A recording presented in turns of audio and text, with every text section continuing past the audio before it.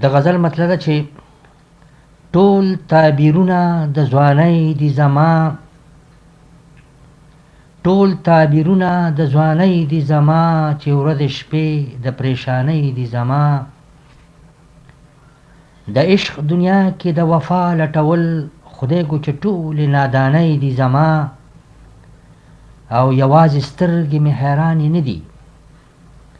یوازې سترګې مې حیرانې نه دي، په زړه کې ډېرې حیرانۍ دي زما، او زه به راتګ ته دې خوشحاله یمه، زه به راتګ ته دې خوشحاله یم، خو ستا په راتګ کې ویرانۍ دي زما. او د تور اوربل تیارې مې خوښې دي چې، د تور اوربل تیارې مې خوښې دي چې، د لحد